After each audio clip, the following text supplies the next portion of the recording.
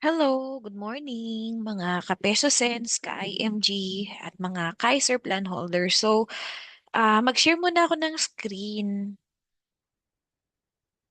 Ang gagawin natin ngayon is kung paano mag-upload ng payment gamit yung Kaiser portal at gamit din yung sa IMG kasi may dalawang way para makapag-upload. So, unahin natin yung sa Kaiser portal natin. So, ang reason kung bakit kailangan nating i-upload yung mga payment natin, yung mga resibo para talagang sure na dun sila pumasok sa account natin. Kaya nga may sari-sarili tayong mga online portal. Okay? So ito, sa anak ko to, Kaiser, unahin natin kung paano mag-process ng payment sa Nuracash. So, nag-login ako sa Kaiser account, tapos kinlik ko yung Pay Bill Now. At this time, gamitin natin yung Nuracash Bills Payment. So, click lang natin yung Nuracash. Piliin natin Philippines. Yan, Philippines. Asan na yung Philippines? Wait lang. Sunod natin to. Yan. Tapos, click natin tong bilog na Nuracash Bills Payment. Tapos, next step. Tapos, yan, lalabas na. Gagawa siya magge-generate ng reference number. Yung reference number na yan, yan yung ilalagay natin dun sa Nuracash natin. So, ito. Login tayo sa Nuracash natin. Login, username, password.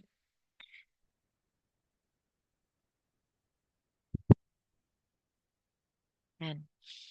So, kung ano yung nakalagay dito, yan, copy ko lang.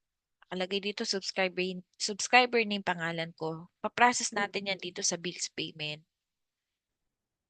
Biller name, matik na yan, palaging International Marketing Group. Yan, subscriber name. So, kung ano yung mga nakalagay dito sa na-generate, yan lang yung ilalagay natin. So, reference number, copy lang din natin. Tapos kung magkano yung amount, 2,647. Tapos ito, hindi ko siya itutuloy ha. Ano to, ay teka, tuloy ko na pala. Ayan. So, click natin yung send.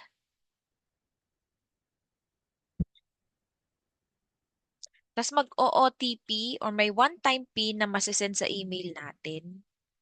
Ayan. Kunin natin yung OTP na yan. Ayan. Tapos, teka lang. Sa case ko, since sa anak ko to, para natatandaan ko na sa kanya tong payment, papalitan ko lang. Carl Andre Diona. Kahit Rose Anyo nandito. So, ulitin ko lang.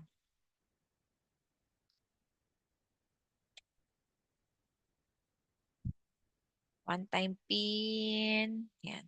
Kopyahin natin. Tapos, okay. So, okay na yan. Pagka lumabas na dito sa baba, ibig sabihin na process na yung payment.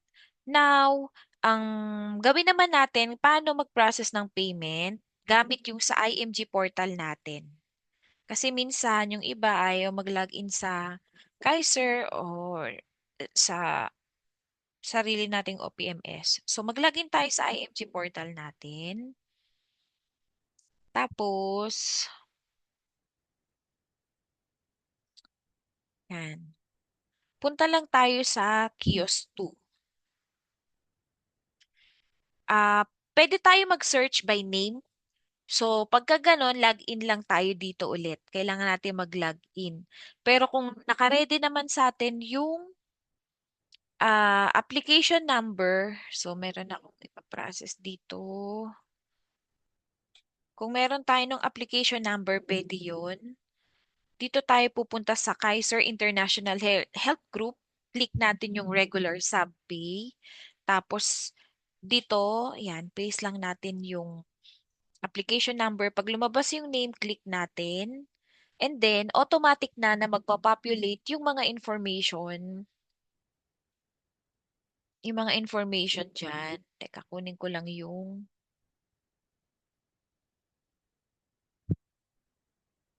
ayan,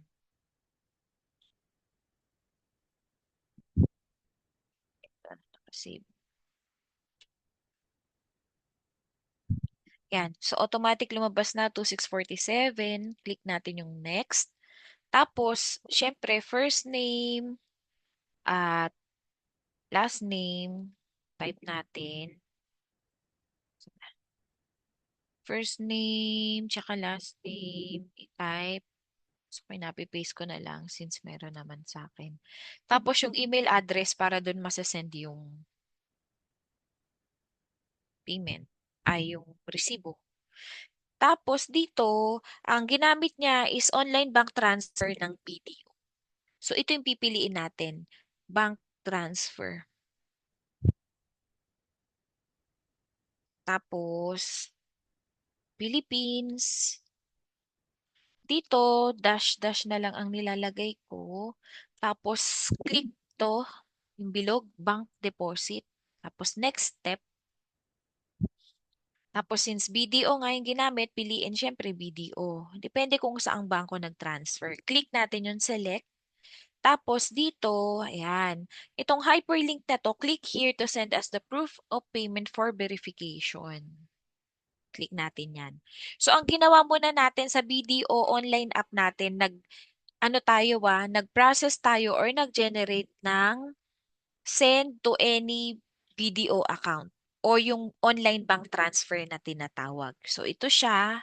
Yung proof na yan, in-screenshot lang natin para yan yung a-upload natin. So, this one, lahat ng details dito sa screenshot, yun yung ilalagay nating information. So, nakalagay dito, September 26. Tapos, yung reference number, yan yung ilalagay dito sa deposit ko. Yan. So, tinype ko na siya. In-encode ko na kanina. Tinype ko isa-isa para mabilis tayo. And then, yung oras nakalagay dito, 7:26 a.m. So, ganun lang din. 7:26:00. Yan. Tapos, submit. Ayan.